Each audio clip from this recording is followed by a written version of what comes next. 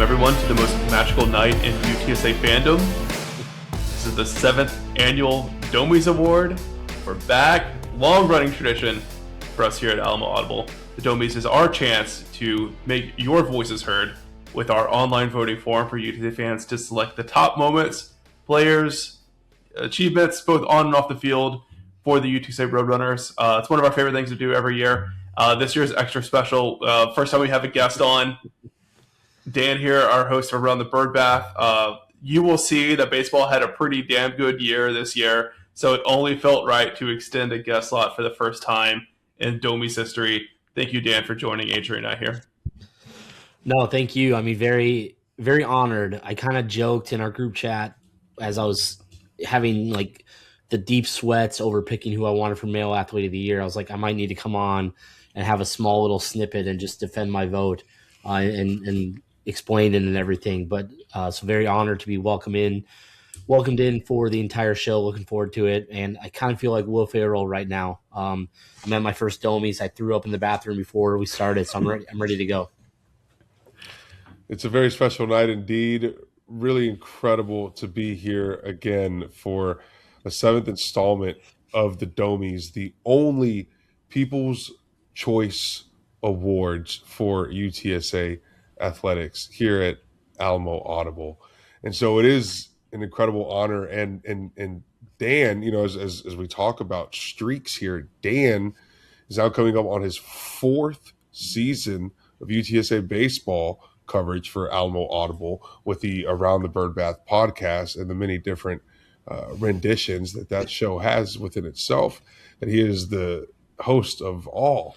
And fantastically enough, baseball has had this meteoric rise as Dan has sort of taken the reins of coverage, and he sort of watched it blossom here right underneath his reporting.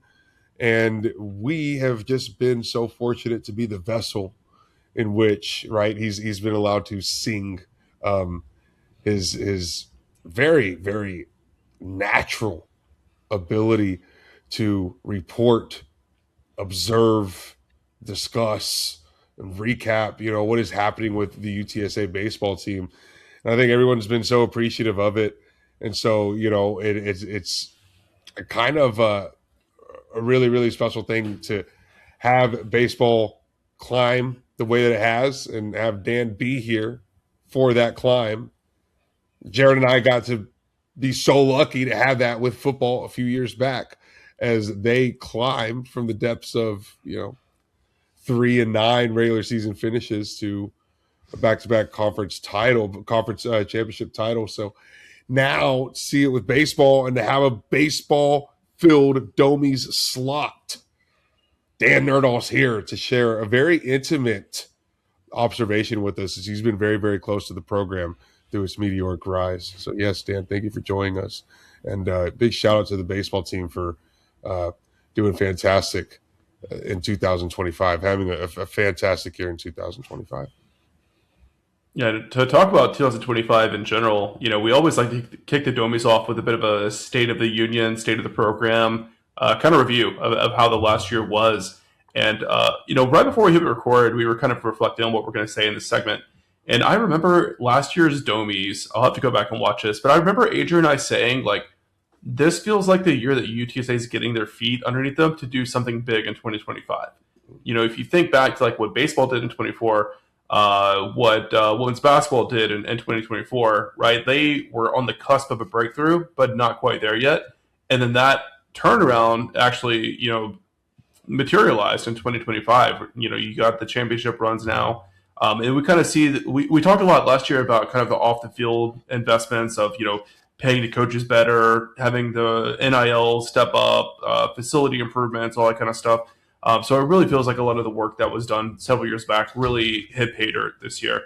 And that's why this is going to be such a fun Domeys to talk about. It was an incredibly successful year for UTC athletics. And maybe not the best year in program history. I think you got to have a better football season to get there. But it was probably the most well-rounded, I would say. You know, if you take out men's basketball, across the board, it was fantastic. And, you know, we're used to living without successful men's basketball, so we can make do, right? Right. And it's not like football had this awful season. We had awful moments Yeah. at during and throughout the football, but as a whole, right? And in full, it wasn't that bad of a season. It was a halfway mediocre, right, type of season.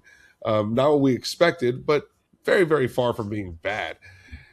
And for football to be surpassed as far as accolades go by so many other sports, despite not having a terrible season on the gridiron, I think that goes to show how that tide has lifted The across the rising tide board. lifting all boats, right? And so that rising tide happening for UTSA football just a few years ago, and now we're seeing sort of like that new water level, I suppose, Jared, as has taken hold, and now all of these sports around across the board are very well rounded and competing at the top echelon of the American Conference. And so, yeah, I mean, that's like a really quick turnaround for UTSA to just sort of get into the conference and now have, you could say, competitiveness, you could say dominance in so many different sports. Yeah, I mean that itself is unbelievably impressive.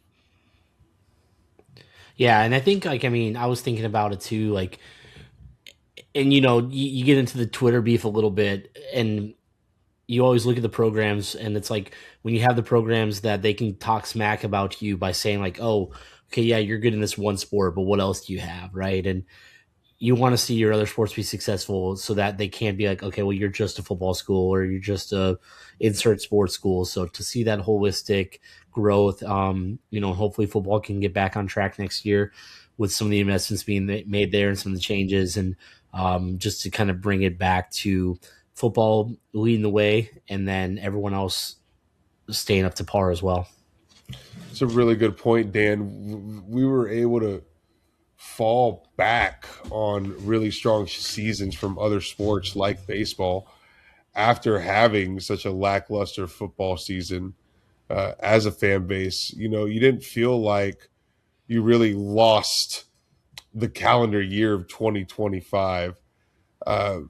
You had really good baseball season in which some of the best sporting accomplishments in UTSA history happened in that UTSA baseball regional, knocking off Texas. And you think about how far women's basketball has come and to win a regular season championship. The dominance that continues, like it's kind of turning into a dynastic run for UTSA women's soccer and the run that Derek Pittman's had. But all of those things sort of happening across the board, it kind of makes you forget that football was one win over 500, right, for back-to-back seasons. It kind of falls to the wayside because you've got all these other accomplishments that you can pay attention to. So, yeah, I think that's important, man. I think that's really, really important for a fan base health to remain in sort of unison and lockstep together, is to have something to cheer for and be proud of. And we've got that from a lot of sports, albeit maybe not football. What was our Alma Audible highlight for 2025? I think getting Lisa Campos on the pod was huge. Ooh. But maybe what I'm most proud of is pulling off the team-wide baseball NIL deal that we did with the guys and seeing them rock the hats that we got them all the time. Even Mason Lytle, who's now, starting his professional career, he's in advertisements for brands, like wearing our hat and other companies' promo. Like, that was super cool. And we're working on wrapping that up for this season as well. Yeah, we won't get into exactly how we got to that point. We'll just we'll say that there was a lot of popularity, and we quickly realized like there's a right way to do things, a legality way of doing things with all the ever-changing landscape of NCAA athletics. And I mean, guys left and right were loving the hat from the first guy that got it to then I went outside and like, let's just find a way to get the whole team to get one. So big thanks to Jamie Talzig, who, him and his side business in Houston, the Garage. It's a performance center. They kind of partnered with us to be able to do that. Like Jared said, we're doing it again this year. We already have the agreement. We're just trying to, fine tune some of those logistics to stay above board with everything, do it the right way. But, and the hat that we have for this year that's planned, some of the guys have already seen it and just kind of a prototype, and they really liked it. And it's going to be very appropriate for some of the things that you're seeing across UTSA athletics this season. UTSA is an institution, you could even say, Dan. Wow, man. What a moment. Like, first off, let's just call it what it is. I mean, it's no coincidence that UTSA baseball gets outfitted in the official Alamo Audible hat for UTSA baseball and goes off and knocks out the Texas Longhorns in Austin from the NCAA postseason play, essentially. I mean, it's really, really unbelievable. And we got to see, like, as UTSA baseball was going on that run and they were getting sort of the publicity and the social media was blowing up, the hat was everywhere because we had already got the hats in the players' hands much earlier. And so as, like, they were being photographed more and being posted more, on one of those, like, slides on the Instagram carousel, you were bound to see the hat, maybe on more than one. Like, I kept seeing it. And it was just the coolest thing ever. And again, it's no coincidence. There's something special. There's something magical about that hat. And clearly it gave the boys some magic on an incredibly magical run. And I hope that we can do the same in 2026 for UTSA baseball. For sure. People buy a hat of their own, follow a winner, right? You never know what success it may bring you in your personal life. All right, guys. Well, before we get into the awards tonight, we're doing something for the first time in the Domeys, and that's having an in memoriam section. The UTSA community suffered a huge loss last week with dear friend Flip Esquivel passing away really suddenly. I had just seen him like a couple months ago and just had no idea the illness that he was dealing with. And just a huge loss, man. Ultimate UTSA super fan. One of the most welcoming dudes I've ever met. Like, he is one of those guys, like, he did not know a stranger. Like, everyone was a friend to him. Just awesome guy. I'm planning to make the drive from Houston to San Antonio for his memorial service. I hope everyone that knows him will come out. His brother Ruben's been a long time supporter of the podcast. So let's make sure we shower him and his family in love. They did ask people to wear UTSA gear if they're attending the service. So to see a lot of you guys there and celebrate what an awesome guy Flip was, and we're gonna miss him in Lot C, that's for sure. Flip was very well known by fans and by players alike, not just of recent, but going back to the very beginning days of 2011 with Larry Coker and UTSA football.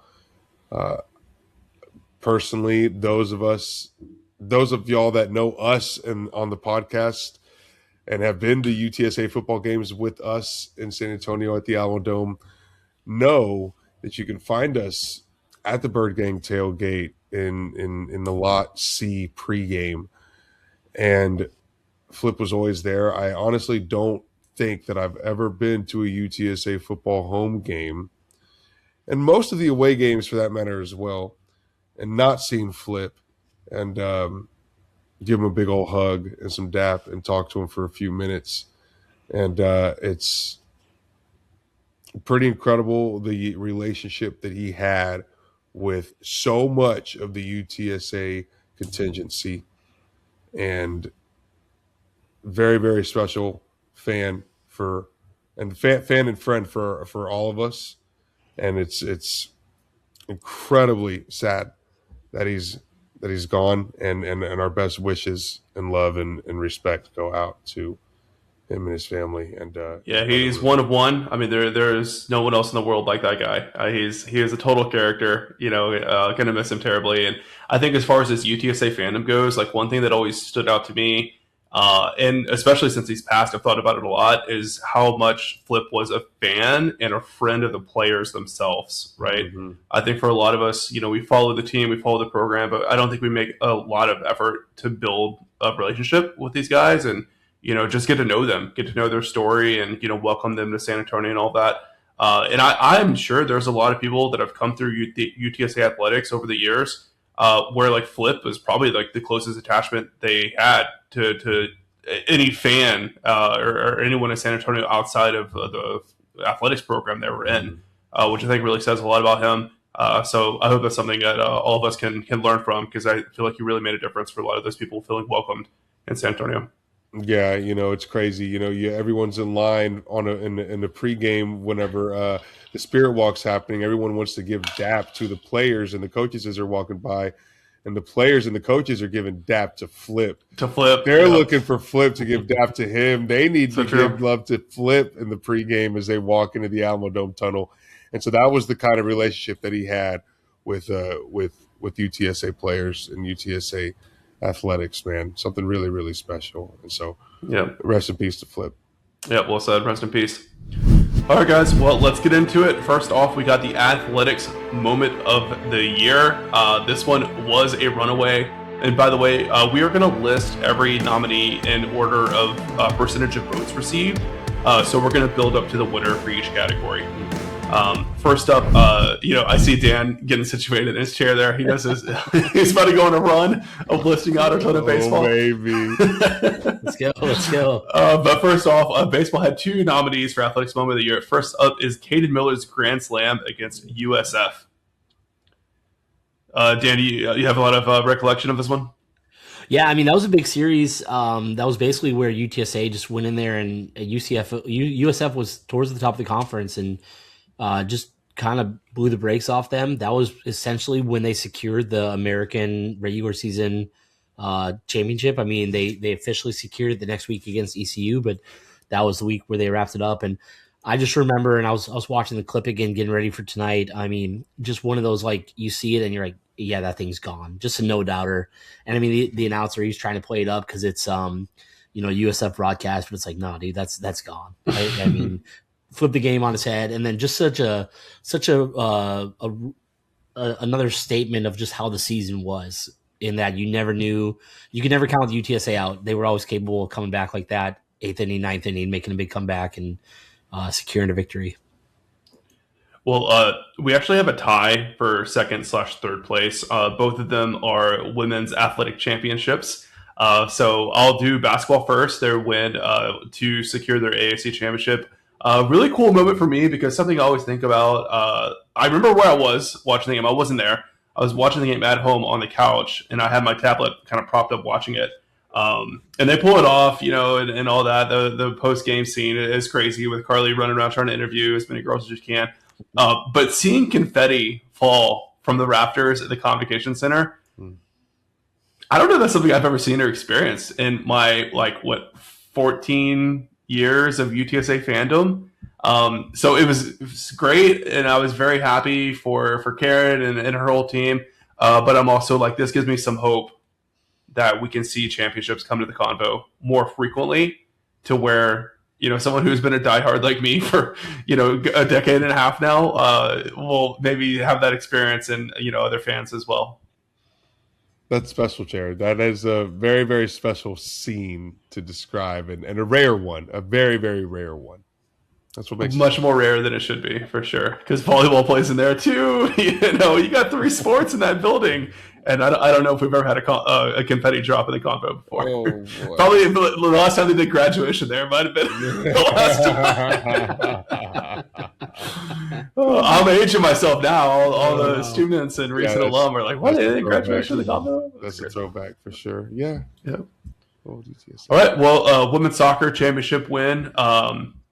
In overtime against Rice was a big one. And honestly, I mean, I think the game before that against Memphis, I think that was game of the year nomination as well. So could have easily picked something from that one. That whole tournament run for women's soccer was crazy. I mean, it's easy to forget that they were kind of a dark horse, right? They had to fight to even get into the tournament. I think it came down to the last week or two. And the run was just crazy. But just seeing the celebration and beating a really good team, going to OT twice, in 2 days to pull it off was awesome. So very rewarding moment, I think, for Coach Pittman and that team. Yeah. Yeah, and especially when you think about the fact that after the 2022 conference championship, women's soccer kind of took a step back a little bit, missed the tournament the next 2 seasons, and I mean, don't want to take anything away from the ladies and Coach Pittman at all. I think the biggest deter in terms of like who this award is going to go to versus the women not getting it is just the matter of a conference tournament versus an NCAA postseason. I mean, but very exciting moments, and especially with Memphis. I mean, they were down 2 goals with 10 minutes left. I mean, in soccer, that's like unheard of. That's like in baseball being down like your last strike and then mounting a huge comeback. So, very impressive. Yeah. All right, Dan, will take us away for the Domey goes to. Yeah, in a clear runaway. Congratulations to Braylon Owens and his relief appearance to close out the win over Texas at the NCAA Regional. And I think this one, I mean, winning on Saturday night is such a huge just momentum boost because it puts you in the driver's seat of a regional. I mean, you kind of show yourself against Texas like, all right, yeah, we won in the midweek, but we can win again. But really, like, focusing in on Braylon, and I think it's kind of full circle because, Braylon had a big moment as a freshman in the conference tournament, had, kind of a rocky sophomore and junior season, and then put it all together really even the second half of his senior season. And, I was looking back at the stat line. He pitched 4 innings in relief, 6th, 7th, 8th, 9th. And in the 6th, 8th, and 9th inning, he got the final 2 outs of each of those innings was a strikeout. Okay.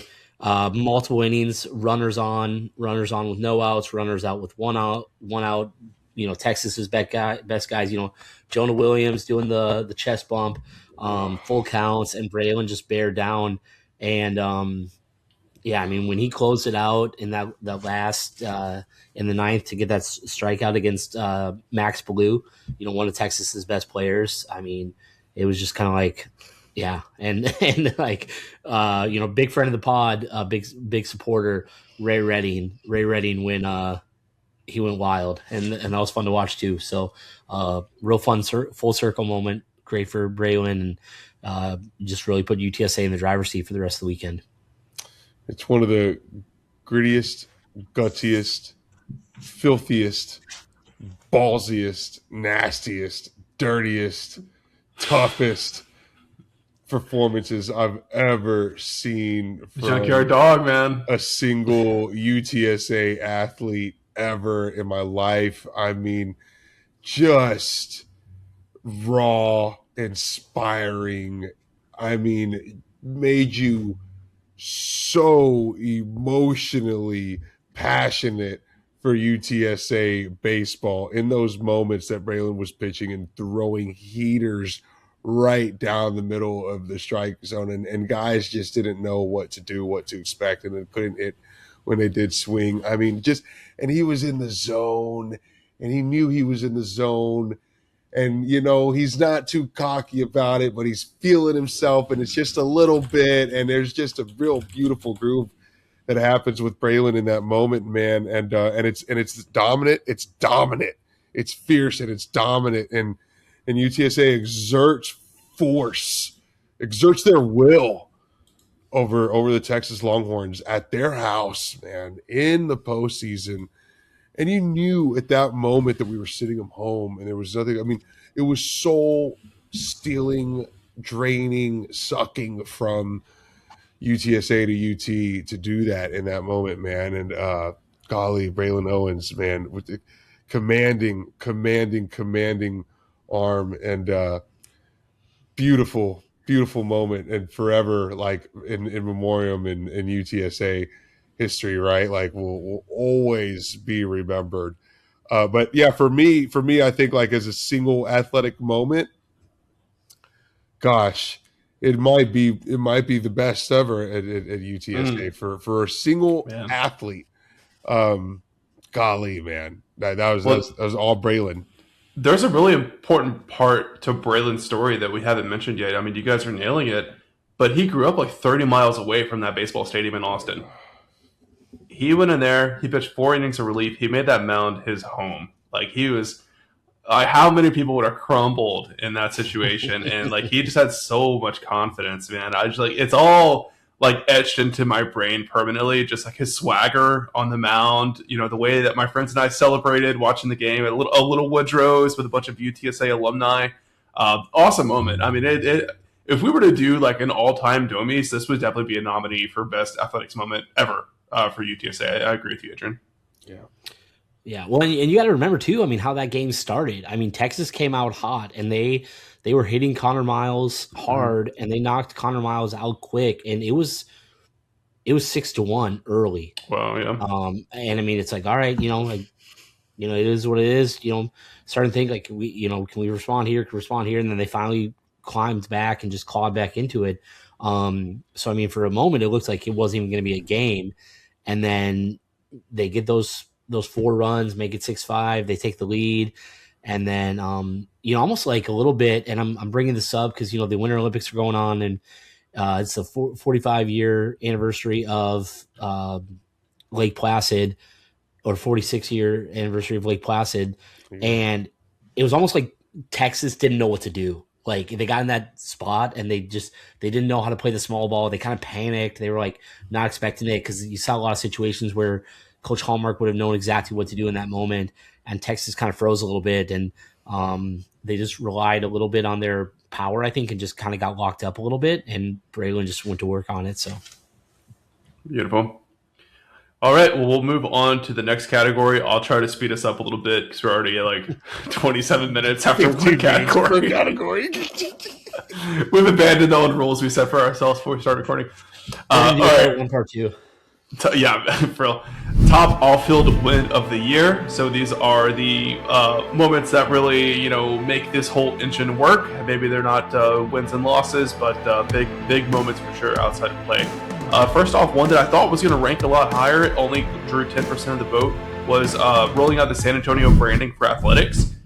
And I think maybe the reason this didn't rank that high is because UTSA didn't really make a big deal out of it. They didn't do like, oh, we're San Antonio now, and they didn't really like release all their uniforms at once. It's kind of been a slow rollout. So, I think it's cool. People seem to be enjoying those jerseys, but not a lot of votes for that one there. You nail it, Jared. I think this is something that should have a momentous marketing campaign behind it. Something we've kind of been waiting for UTSA to do as far as merchandise being available and branding as an identity goes, as being more identifiable with the SA, the San Antonio part of it all. And wow, man, totally has not blown up. And I think, I think you make a good point with that. But for me, it was really high on my list for off-field moment of the year. So I did want to give it just another couple of extra sentences here in our nominee ballot. Yeah, and I'm a little bit surprised that the next nominee actually ranked above the San Antonio branding. The revenue sharing increase for athletics was definitely huge, monumental. But guys, it's bookkeeping. I was surprised to see it that high. But it is important for sure. Don't get me wrong. I don't know if anyone has anything to add on that. We can just go on to the next one. Next. Sports Center being on campus is the runner-up here. Very cool moment, great spotlight for UTSA. A lot of good viral clips came out of it, and I thought it just brought a lot of joy at a time when like the program needed it. Like people were kind of down in the dumps. If you think back to the timing, and UTSA was really struggling there. Sure. Like I think the session they did with Trailer, where he was like talking about Nike and stuff, like. That was the biggest smile I'd seen on his face, in like a month. And then, sure enough, UTSA goes on a big run. So sometimes a spark of joy is all you need to get back on track. Yeah, it was nice. It's. I mean, who isn't thrilled about having ESPN cameras on campus, about Sports Center being on campus? I mean, it's just cool. It's just cool as hell. And apparently, and I don't know how true it is, but ESPN social media pages were saying that UTSA's turnout was fantastic and phenomenal and some of the best that they had in their little campus tour run that they were doing. So apparently UTSA also did really good in that regard, which is always nice to see.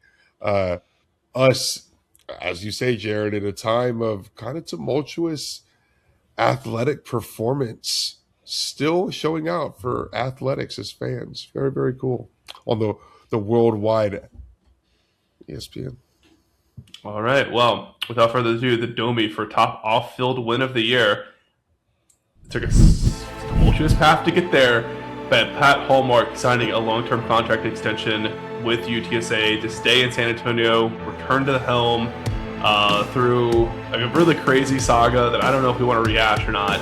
But probably the right vote here for this one to win. Was pretty tight, just 10% more than the Sports Center on campus. But I think this, as far as like actual progression of the program, is probably the most important. A bigger moment for sure. Absolutely. Dan, this was a whirlwind. And like Dan would drop little dimes in back private message chat rooms, and everyone would be like, what is he talking? What's he doing?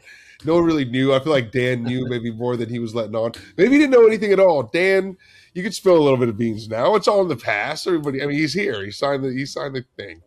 So I mean, yeah, spill what you can.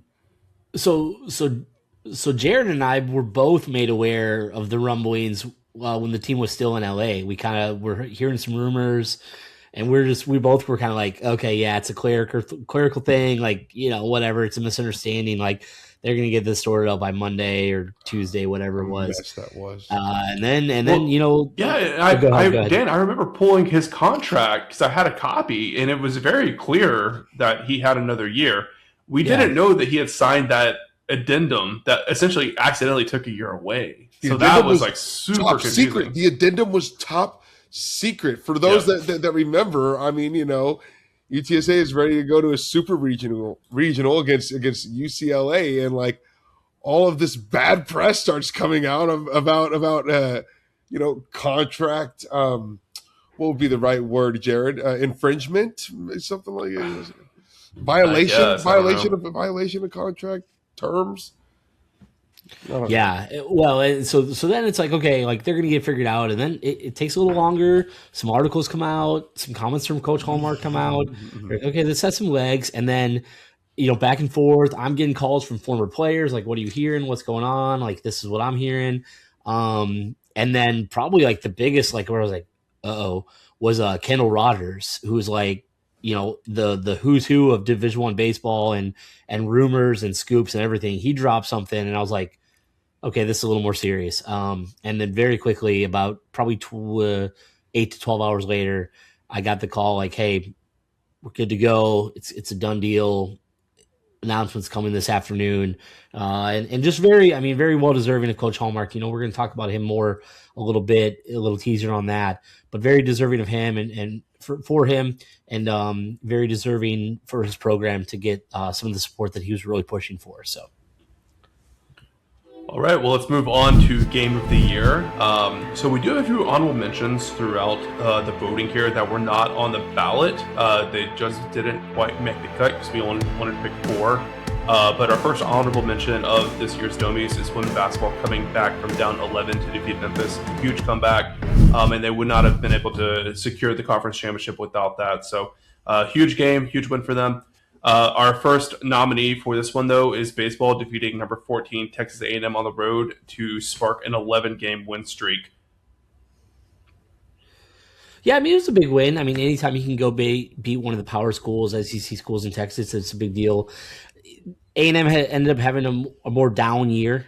First team ever to go preseason number 1 to missing the regional altogether. So if you don't like the Aggies, there's some good bragging rights you can have against your Aggie friends and family members. But the win streak was fun. It kind of was the first part of turning the season around after the first opening weekend, but not as big of a win as it had been in previous seasons, I think.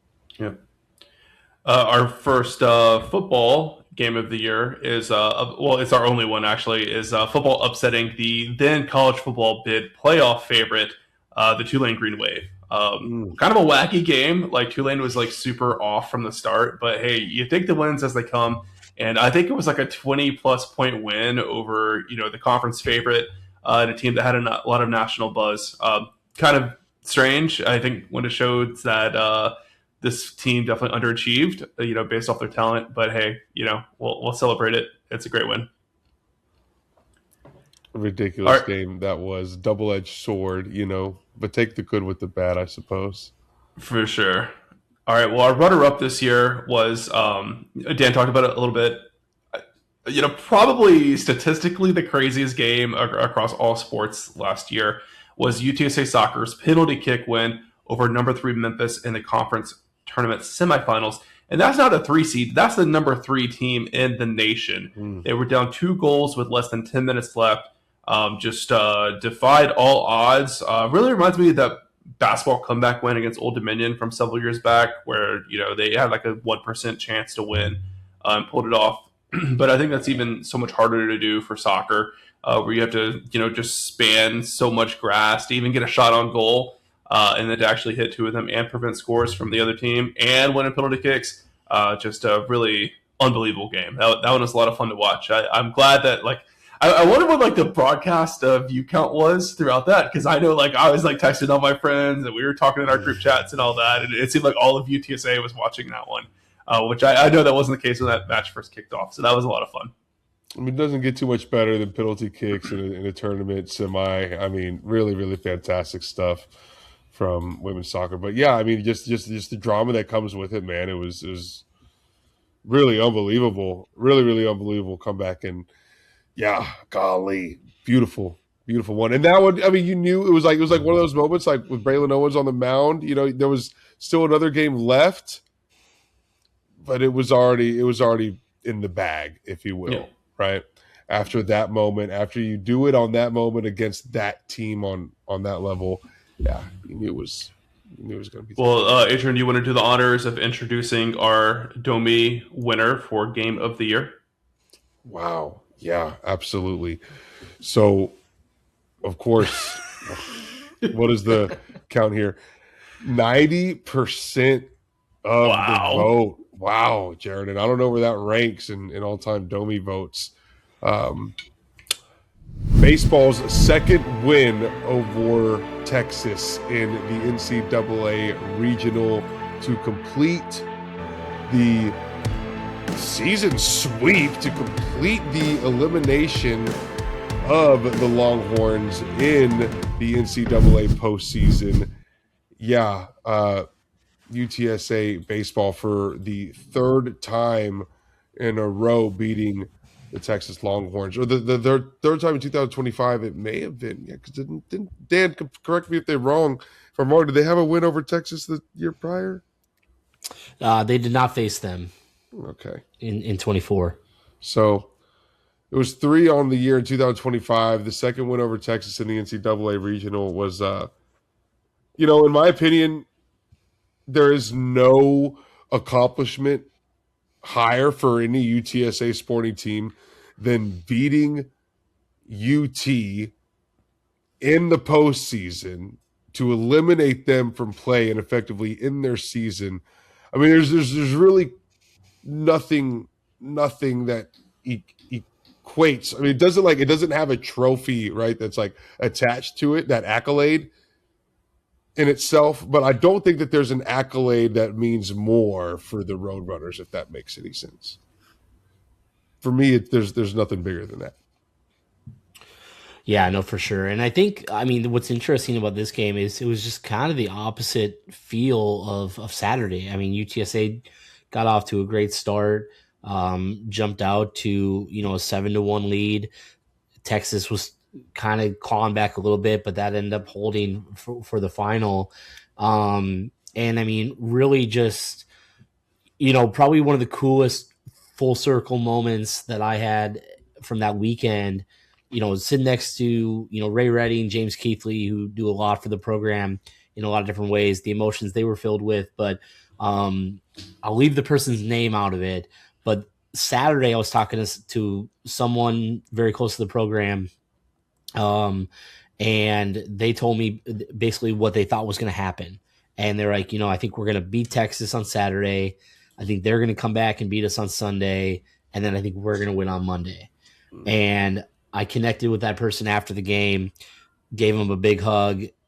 I was in the stands. He was on the field. And I just said, you didn't need tomorrow night. Y'all didn't need tomorrow night. You did it tonight. just encapsulating that and everything. And now Coach Hallmark is 4-2 all time against Coach Schlossnagel. So All right, well, let's move on to non-athletics moment of the year. I think there's a lot of debate to be had about how the voters logged these for sure. But three honorable mentions that didn't make the cut. All underappreciated. HEB opening a location right near campus. Come on, that's huge. Think back to when you were in school. That would have been huge. But didn't quite crack the top four. I think that the Texas Cyber Command getting established at UTSA, granted I'm a cybersecurity nerd, but I do think that was like a huge area of innovation, a big win for UTSA. It's something that's going to make a lot of difference. I will say when we were going through putting together the ballot, Jared and I spent, an evening together kind of going through things. And it was hard for me to suggest that Texas Cyber Command be removed from the ballot nomination. I didn't even want to suggest it. And I don't know if it came out of my mouth first, or maybe he said it and I was like, oh, thank goodness. I try to have some self-awareness. It was hard. That's too funny. Yeah.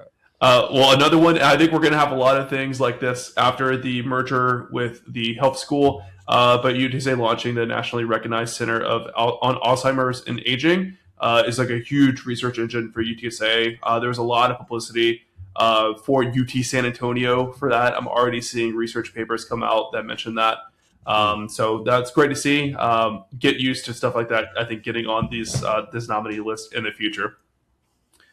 So three pretty good honorable mentions, but our first official nominee is the demolishing of the Institute of Texas Cultures, and only got 1.8% of the vote. So maybe we chose wrong on the honorable mentions. If you would have voted for HEB instead, let us know if we messed up. No. Oh man, this is completely unfair. Like, for something that has been writing on the wall and in the works for so long and so many years, for it to finally have come to fruition, for it to not receive a little bit more share of appreciation of non-athletics over the 2025. The demolishing of the ITC is a monumental dot on the timeline of UTSA history, and it will be remembered. For sure. All right, next up, another one that was lower than I expected. This one got about 16% of the vote, and that's the 2-year early completion of the Be Bold giving campaign, which raised $575 million for UTSA. Crazy. That's crazy. I know they have a new campaign in the works. It's going to be even bigger, even bolder, but I still think that was huge. Our runner-up, though, I think by far the story of the year, calling it a moment. There is a lot of conflicting opinions about this, but UTSA Academics rebranding as UT San Antonio for sure is going to have the longest-lasting memory in terms of impact of like how this university is viewed and perceived and all of that. But it was the runner-up, collecting 37% of the vote. I don't know if people didn't vote for it because they didn't like it. So it's like, thumbs down. I think that was part of it. I do think that was part of it. Chad. I think so. Yeah. It's like the Times Person of the Year, right? They're not saying that's the best person of the year. They put, like, I think Hitler was Person of the Year one time or something like that. It's like, it's news. It's newsworthiness, right? Yeah, the most impactful news of the, right? The most impactful, I think, is what it goes for with top. And sure. I think this is the most impactful from an institutional, from a non-athletic standpoint. The University of Texas at San Antonio rebranding to UT San Antonio is a complete hoodwink. It is a 180 from what we have been told to follow as a set of rules, as a guideline set forth by the branding commission. We're at 45 minutes already. I mean, good Lord. The University of Texas San Antonio was a university that I went to. UT San Antonio is a completely new institution. It's crazy. It was my top non-athletics moment. Yeah. All right. Well, the Domey for non-athletics moment of the year.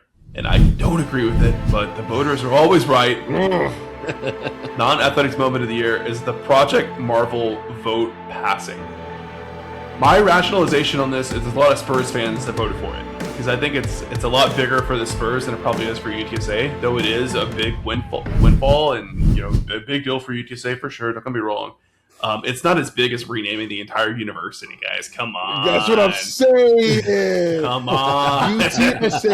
UTSA is, or UT San Antonio, I'm sorry, is like a direct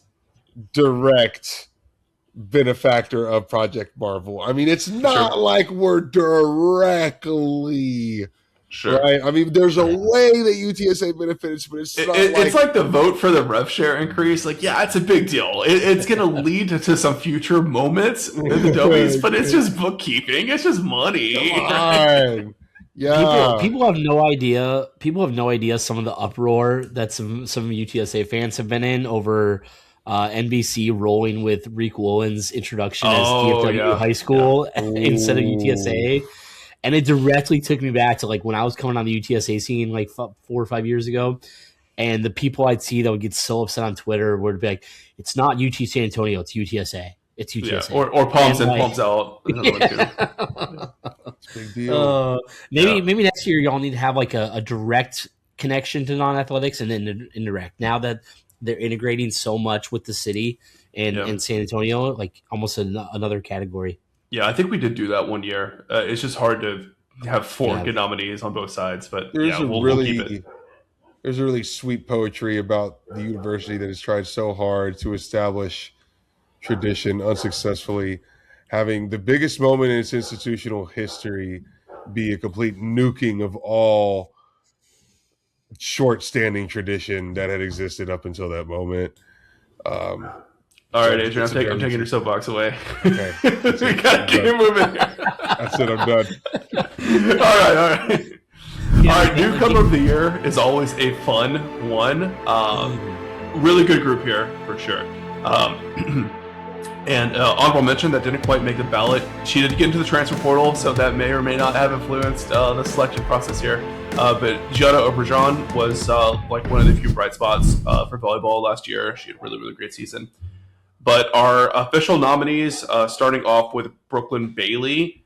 She's a freshman that totally burst onto the scene for the soccer program. She was first team all-region, not just all-conference, all-region. Wow. Had 2 goals and 5 assists on the year. Great defense as well. Had a really huge impact.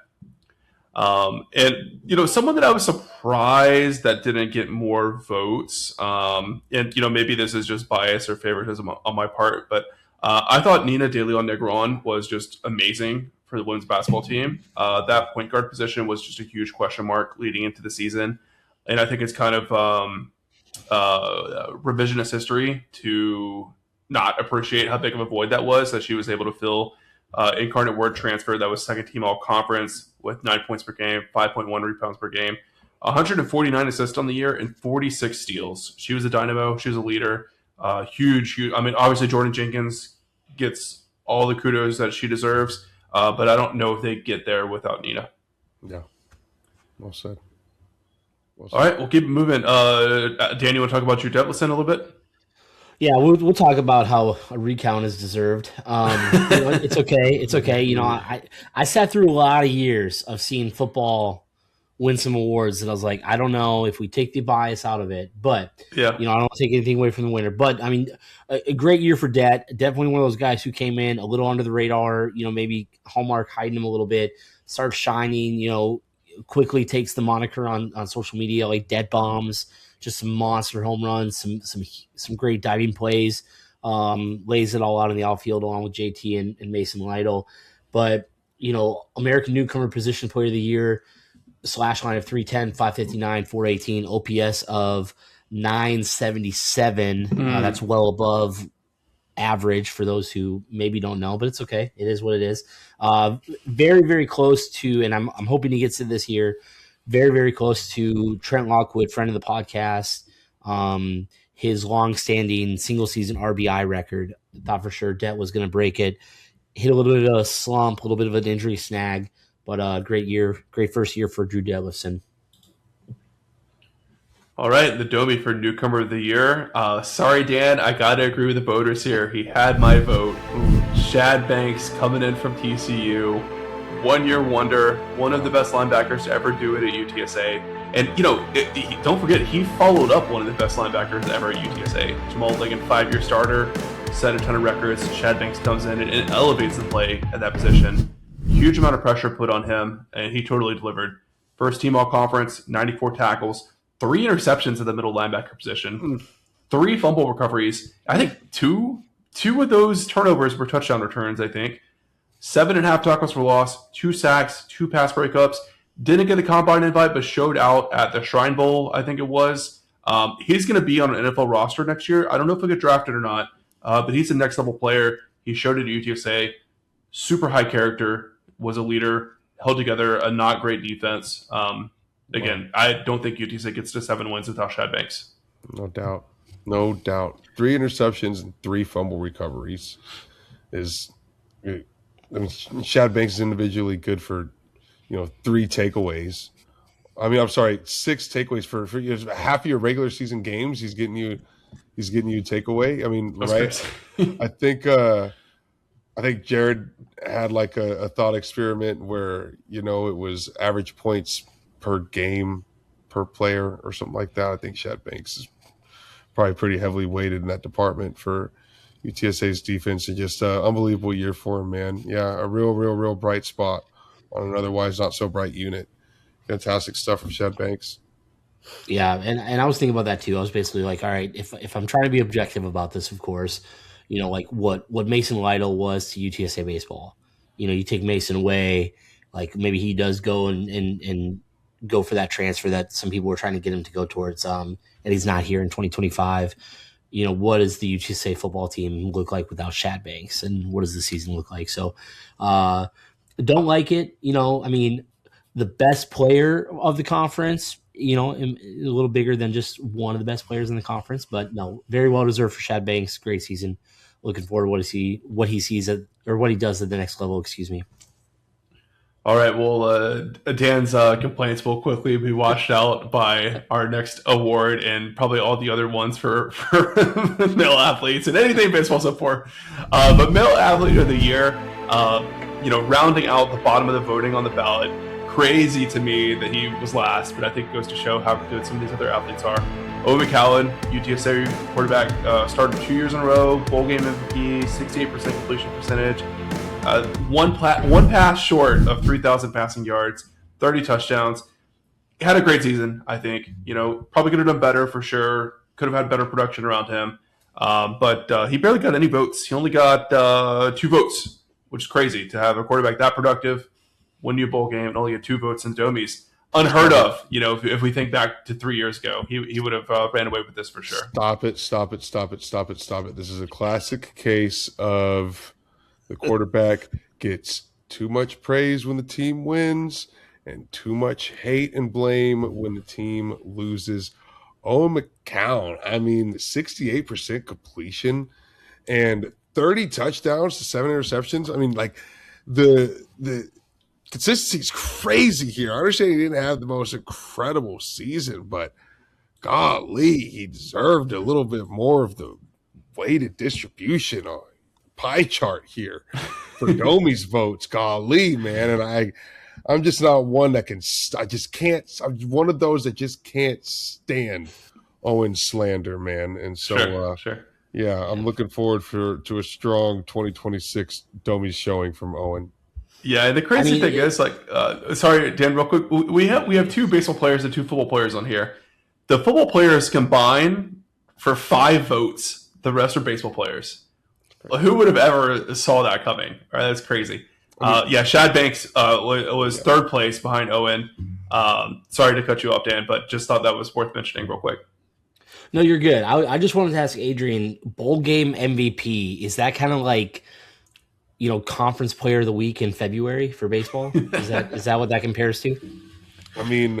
I don't think that the voters got it wrong. I think baseball deserves the run here. Yeah. But gosh, I wish should have got a couple more votes. And I do think that, All right, well, runner up and our first baseball male athlete of the year, Mr. Rob Orlowski, first team all conference, perfect 8-0 record.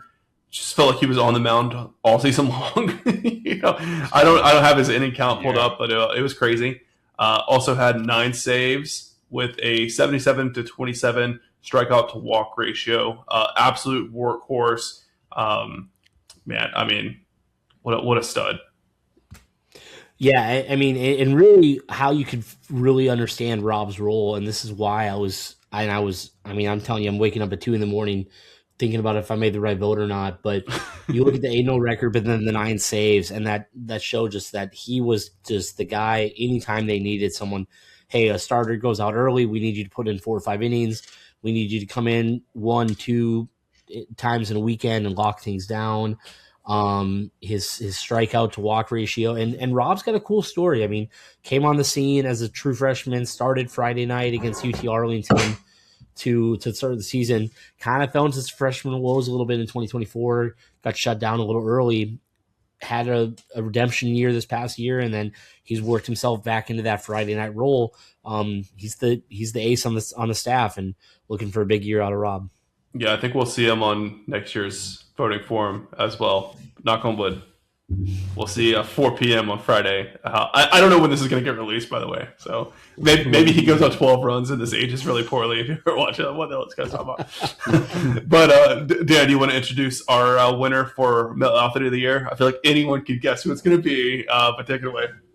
Yeah, my vote after long back and forth, but with 78%, following up his American Newcomer of the Year in 2024, none other than Houston Astros affiliate Mason Lytle, American Player of the Year, American Defensive Player of the Year, batting .366, .424, .560, also in the Texas Regional, surpassing James Keithley for the individual runs record off of James Tausig's drag bunt against Dylan Valantes. And I mean, that should have been an honorable mention moment of the year, right there. Oh, I mean, yeah, absolutely. Gosh, yeah, absolutely. And always really, the cool thing with Mason, Mason again, another one of those guys. So a couple years at San Jack, it's a powerhouse for community college, for JUCO. Went up to Oregon, got hurt, had a down year, came back to Texas, back local. He's from Pearland. And just kind of was under the radar. And some guys started telling me, like, yeah, this guy Mason Lytle's real good. And went out to media day, and I asked Coach Hallmark, I said, hey, I know Mason's not on the list, but can I get a quick interview with him? And Mason shared with me this in the summer at the end of the year celebration party that myself and Alamo Audible, we were actually his first interview at UTSA. So that was kind of humbling to hear that, and super excited for him. I mean, he's a dog. He's a junkyard dog. He's the definition of it. Looking forward to see what he does for his pro baseball career. Yeah, and shout out to Mason for continuing to rep Alamo Audible even after departing the program. He's a real one for that. All right, moving on to our female athlete of the year. Ooh, boy, this was a packed field. I think our 3 honorable mentions would all be nominees in a normal year. That's Arina Babinko from the women's tennis team, Daniela Avance from women's golf, and Cameron Cloza from the soccer team. All 3 had massive, huge seasons, had postseason accolades and all of that. But didn't quite make the cut. Nina De Leon Negron was last place in the voting for this category. Already talked about her quite a bit, but just I think a very underappreciated player. It's very clear she was one, like I would say, the engine that kept the whole locomotive going on that team. Mm-hmm. And I really struggled if Cameron Cloza or Jasmine Kessler should get the nod as a soccer representative, and maybe I could have done both. But Kessler, I think, had an amazing season. She was 3rd team All Region. Actually set the program record for career shutouts. And is now 2nd in the program record book for career saves and save rate. Obviously, those penalty kick wins in the conference tournament, you got to credit her for that, for stopping all those shots by Memphis. Mm-hmm. And also scored from goal, I think one or 2 times. So that's super cool. Great player. A runner-up, though, oh my gosh, I don't understand how unlucky this woman is to get second place after all that she did for UTSA. Uh, Third time All-American, collected 4 most outstanding performance honors, set a conference record for the highest ranked field event performance of all time for the AAC, went to the NCAA championship. Ida Briegman for the women's track and field team. Just one of the best competitors in the nation. But man, it's just really hard to compete with the number 1 pick here. That is the Jordan Jenkins, 2-time Domeys winner for Female Athlete of the Year. She's an absolute legend. First UTSA women's basketball player to sign a WNBA contract. She was the Player of the Year in the American Athletic Conference. 18.8 points per game, 6.9 rebounds per game, and posted 34 blocks. Maybe the best ever do it. I'm looking forward to her number being in the rafters of the Convo in the surely not too distant future. Yeah. Oh yeah, definitely so. Definitely so. Unbelievable. Unbelievable. Well deserved. Well deserved to Jordan Jenkins, man, who's just a powerhouse. Unbelievable year, MVP year for her. But Ida Bragan really deserves a lot of credit here as well, Jared. Really fantastic stuff. And kind of came here as a prodigy. Yep. We've had the champion in Norwegian indoor for the long jump coming into UTSA and really just dominated over here on that circuit. So, yeah, I thought this was just an unbelievably stacked group of girls for Female Athlete of the Year, man. Coach of the Year, very stacked as well. We've got 4 nominees here that all, in certain ways push their programs to heights never before seen. I'm not sure if it's Kai or Keith Kroll, the women's tennis coach, but the women's tennis program, I don't think people realize how great of a year they had. They reached a program high ranking of 44th in the country, and it's not a program that I think has had a ton of success, historically. So that was a huge step forward for them, and they actually went undefeated at home, pulling a Jeff Traylor, if you will. So awesome stuff. I don't think they were off to as strong of a start this year. I haven't been following super closely. But that was a huge accomplishment from Coach Kroll. Next up, we've got Derek Pittman navigating UTSA to his second conference tournament, first in the American. Just a fan favorite. He's a real one. He's a straight shooter. Great guy, very well deserved.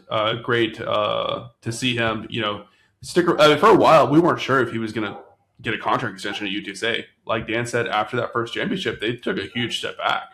And I think Dr. Campos made the right decision extending him. He rewarded her trust. And again, got UTSA to a height that we've never seen before. I mean, it's 22 to 25. I mean, it's 2 conference titles in 4 years for Derek Pittman.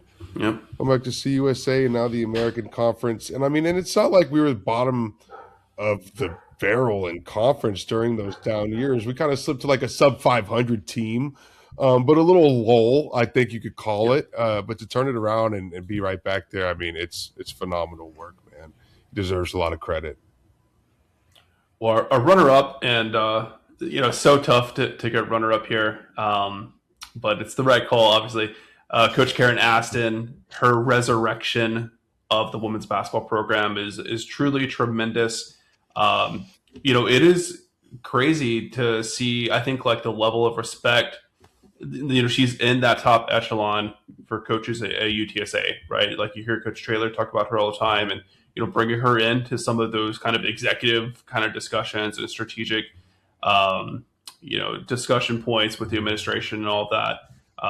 Man, she's a beast. And honestly, like this women's team is not, so the 2026 team is not going to win as many games as 2025. They're probably not going to win any conference tournament or anything like that. But I think the coaching job that Coach Aston is doing this 2026 season is honestly more impressive than 2025. Because 2025, they had more talent than most teams that they played. They were healthier. But this year, with all the injuries that they've had, the fact that they're still competing as tough as they are just goes to show how great of a coach he is. But how can you not give Pat Hallmark the Coach of the Year award? Oh my gosh. Regular season conference championship, goes into Austin, gets the sweep, knocks out the Longhorns, goes to Super Regional. What a season it was.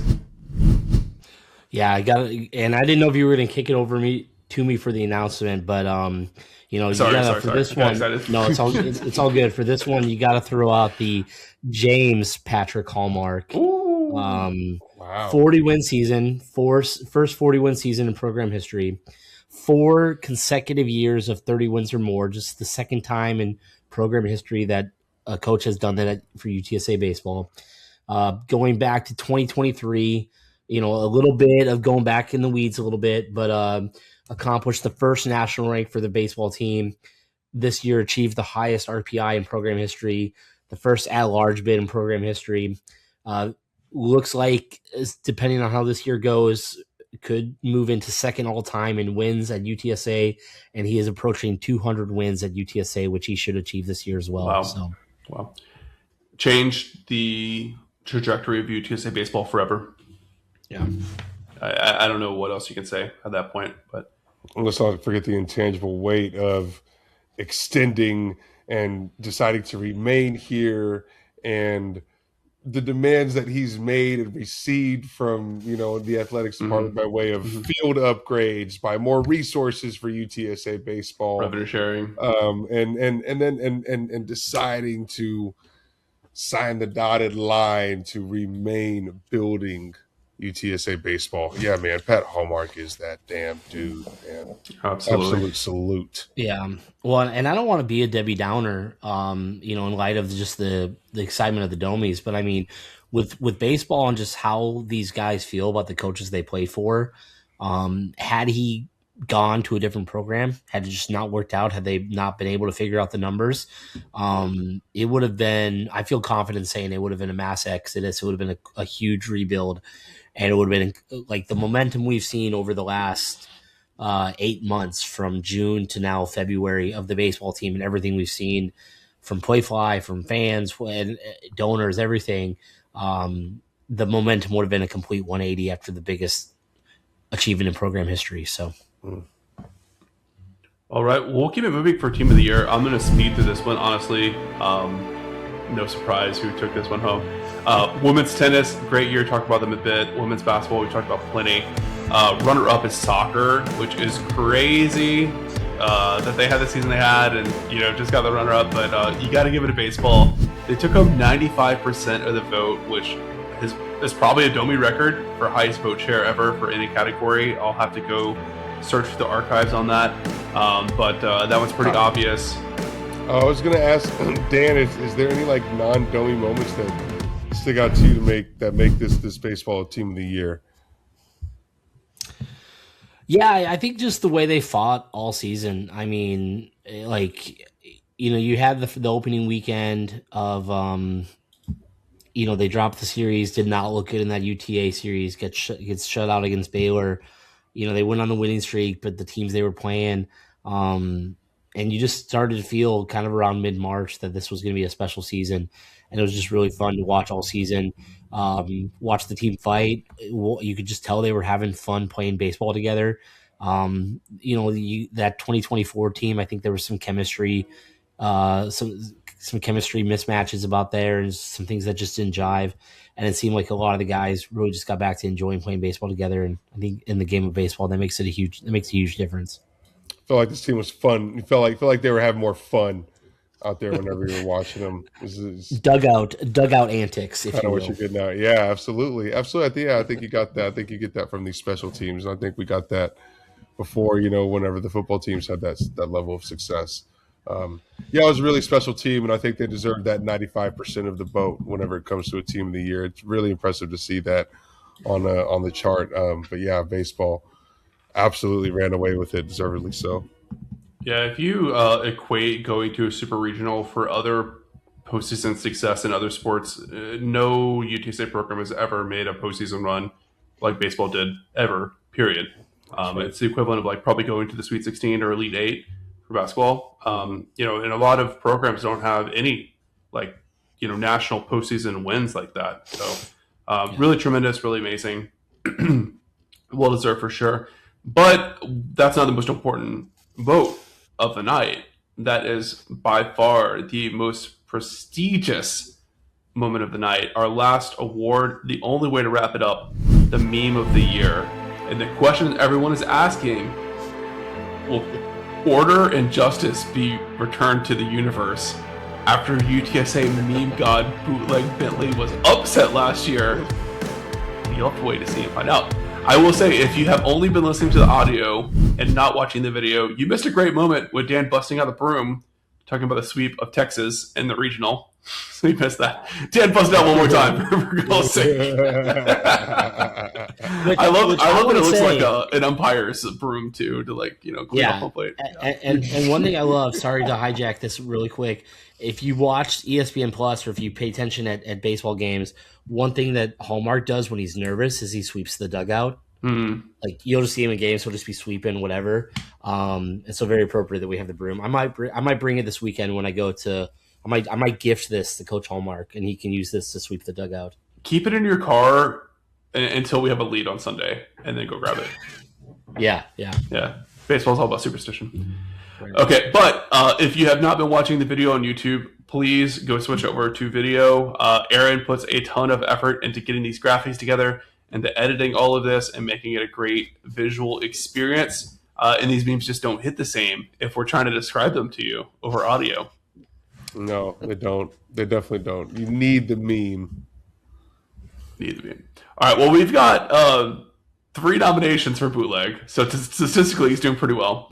I'm not going to go through the honorable mentions here because we won't be able to show them on screen and all of that, but it was a big uptick in meme output, meme production from the fan base, which is great. And as always, I will say, please tag us in any great UTSA memes that you see. We keep a running list every year, and then Adrian and I will go back and sort through those and pick out the best 4. But we all have jobs and kids and married and pets. It's hard for us to see everything on social media these days. So we need you guys to tag us and let us know the absolute fire, especially if it's on TikTok. I'm not going to see it. Instagram is iffy, so please do let us know. That being said, we'll get into our first nominee, Bootleg, the Shut Some People Up meme. You'll see it here on your screen. Thank you, Aaron.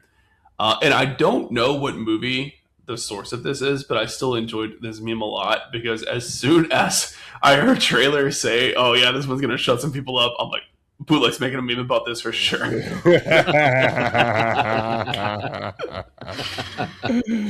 Yeah, those are special moments when you know it's going to happen. Yeah. And honestly, Jeff probably do too. He's like, that damn guy in the football helmet is going to be on my ass. Do you remember a couple years back, the first time that he said something that got picked up by Barstool? And then a couple weeks later, he's like, "Oh, I don't want to end up on Barstool again." And they clipped that. Great stuff. Classic. I don't know. I assume it's some sort of superhero movie, but I'm not in. Yeah, it looks like it's Marvel, probably the universe. Yeah, so I'm not sure what it could be, but yeah, I assume it's a superhero movie of sorts. Yeah, it's a good one. All right, next up, another Bootleg nomination. This is a classic clip from the movie Dodgeball, and the guy gets hit in the face with the ball because he's looking into the crowd or whatever. But the Tulane logo is superimposed over that guy as he gets nailed by UTSA throwing the dodgeball, which was great. Great timing. Well, he's looking at the girl. The girl that he's looking at is the college football playoff. Wow, that's right. Nailed. That's right. Right, yeah. And UTSA is, of course, Ben Stiller of Globo Gym, yes. And that's a great one. Yeah, just a classic execution of a meme. You gotta love it in the classic sense of it. Yeah. Well, and I do want to say I was curious because I voted for that one, and I looked back at the numbers, and that one actually had a bigger reach outside of UTSA than the winner. That one got 202 likes and 14,000 impressions, and the winner got 59 likes and 2.8 thousand impressions. But I think the winning one hits a little closer to home, and some fans might appreciate it for different reasons. But yeah. Oh, Dan with the impressions analytics. We got Deep, sabermetrics for memes. deep cut. Oh man! All right. Well, our runner-up, I'm not sure about this, but I think this might be the first time a non-UTSA fan has received this many votes Incredible. for Meme of the Year award. This is from Incredible. Cats on Top, which is a very long-running Sam Houston State fan site, and I love it. It's a clip from The Simpsons where people are, huddled around two monkeys fighting each other with a knife, and the people all circled around the monkeys are like various like Texas Group of Five programs. They also took a shot at Houston, put Houston with the G5 schools, which is also a nice element to it. Yeah. But the two monkeys that are fighting with the knives are UTSA and Texas State, which I think is great. And I think it goes to show how far this rivalry has developed, where like other fans of other programs across the state are like checking in on the smack talk, to see how things are going. It has. It does sort of take center stage for that little weekend in September that it does occur, right? It might not be the biggest thing that's occurring, but it's something that everyone's kind of paying attention to, right? Because Sure. it's that much fun. People have that much fun on it. And yeah, everyone's got their money out in that meme. I absolutely adore this meme. I think it's a very high caliber memesmanship. And also a still image meme, which most memes are GIFs nowadays or video of some sort. To have an actual JPEG meme is really of this high level, of this high caliber. That is unbelievable. And I think that actually deserves a hell of a lot of kudos. Like he could have made this in Microsoft Paint. You know what I mean? Like unbelievable stuff. It ain't much, but it's honest work. I love it.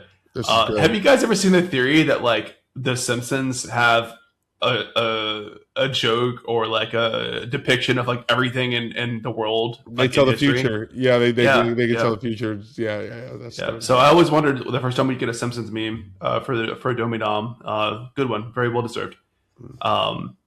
I think I voted for this one. It's been a while, but I think I did.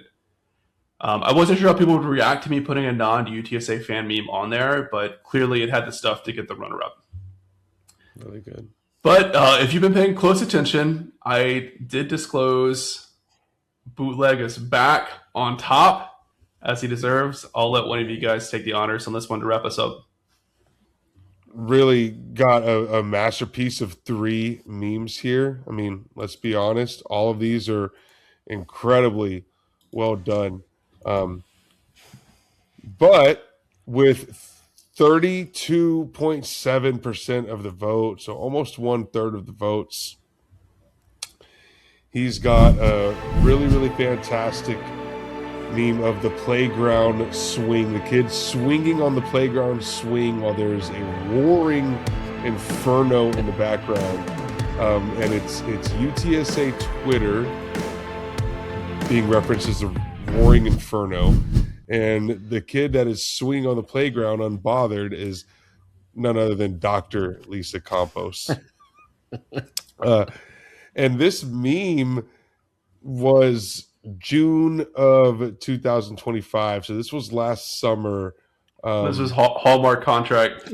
This was whenever the Hallmark contract debauchery was occurring. Yeah, absolutely. With the amended contract language, and there was a typo somewhere, or something was missing, and something was and so there was a lot of to do on Twitter.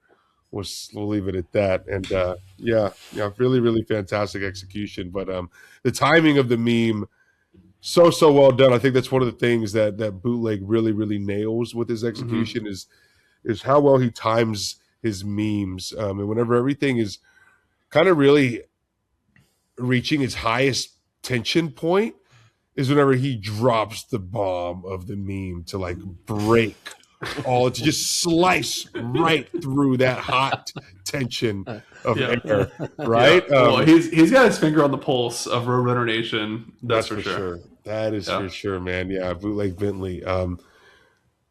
Fantastic return to meme of the year for Bootleg Bentley, and congratulations. Yeah, I mean, obviously, if you add up his 3 submissions here, he runs away with it in total. But per meme, this was actually the closest vote of the Domeys, which is the way that it should be. I love it.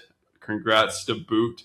But I'll also say I just think there's a ton of truth in this meme, and I think that's why it won. I think it really resonated with people because I think for the more even keeled fan, right, that like doesn't get too hyped up or one way or the other, like you just constantly see this cycle where something bad happens, and then it's like, oh my god, like Compost is ruining this athletic department or whatever. And every freaking time she pulls it out, she delivers. She gives Jeff the money he wants in revenue sharing. She breaks ground on race. She gets the contract extensions in place. So it's like just trusting Compost. She's gonna work it out.